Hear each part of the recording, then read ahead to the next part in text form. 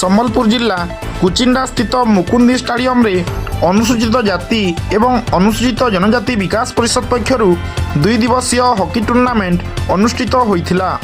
ପ୍ରଥମ ଦିନରେ 4ଟି ମ୍ୟାଚ୍ ପରେ ସେମିଫାଇନାଲ ଏବଂ ଦ୍ୱିତୀୟ ଦିନରେ 4ଟି ମ୍ୟାଚ୍ ପରେ ସେମିଫାଇନାଲ ହୋଇଥିଲା। ଏଥିରେ ଝିରପିଟା ଦଳ ଏବଂ ସୁନ୍ଦରଗଡ଼ ଜିଲ୍ଲା ପୁରୁଣାପାଣି ଦଳ ଫାଇନାଲକୁ ପ୍ରବେଶ କରିଥିଲେ। ଫାଇନାଲ ଖେଳରେ ଝିରପିଟା ଦଳ ଚାମ୍ପିୟନ ହୋଇଥିବା ବେଳେ ତାଙ୍କୁ ଟ୍ରଫି ସହ 15,000 ଟଙ୍କା ପୁରସ୍କାର ପ୍ରଦାନ କରାଯାଇଥିଲା ଏବଂ ସୁନ୍ଦରଗଡ଼ ଜିଲ୍ଲା ପୁରୁଣାପାଣି ଦଳକୁ ଟ୍ରଫି ସହ 10,000 ଟଙ୍କା ପୁରସ୍କାର ରାଶି ଅତିଥିମାନଙ୍କ ଦ୍ୱାରା ପ୍ରଦାନ କରାଯାଇଥିଲା। ସମସ୍ତ କାର୍ଯ୍ୟକ୍ରମକୁ ଅନୁସୂଚିତ ଜାତି ଏବଂ ଅନୁସୂଚିତ ଜନଜାତି ବିକାଶ ପରିଷଦର କର୍ମକର୍ତ୍ତାମାନେ ଆୟୋଜିତ କରି ସୁଚାରୁ ରୂପେ ସମ୍ପାଦନ କରିଥିଲେ। Bureau report Kuchinda TV.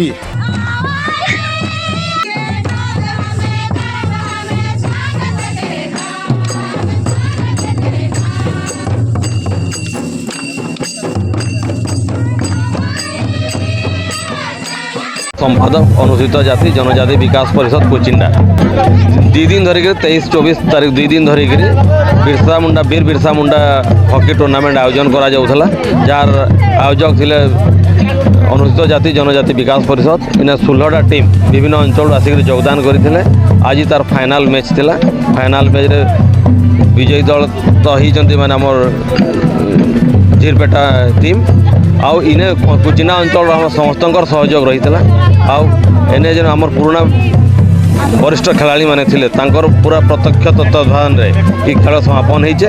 आउ आजिकार जेन खेलटा सुरखुरे अनुष्ठित होइछे सेतिले मुई समस्त अनुसूचित जाति जनजाति विकास परिषद सदस्य मानक मुई कृतज्ञता जनाउछे। आउ आशा करूछे कि हॉकी टूर्नामेंट समस्त आगामी समस्त वर्ष आमे आयोजन करमु। लिंगराज भाई मुई अनुसूचित जाति जनजाति विकास परिषद कुचिंडा ब्लॉक सभापति भाव में कार्यनिर्वाह कर।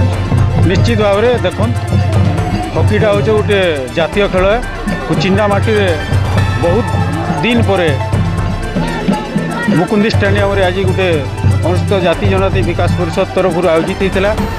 ये 2टा लेडीज टीम थिले और 18टा दल को लेकर कार्यक्रम चलता। बहुत सुचारू रूपे चलता। आउ जेहेतु यहाँ गोटे आदिवासी हरिजन मानकर गोटे मुख्य खेल है। आगामी दिन में विकास परिषद आउ टे जोरदार यही खेल को लोक मान को केंता पहुँची पार्बा। छोट छोट छुआ मैंने पुआ मैंने झील मैंने केमी इथे आकृष्ट हे से लक्ष्य नहीं आगे जारी रहा। धन्यवाद।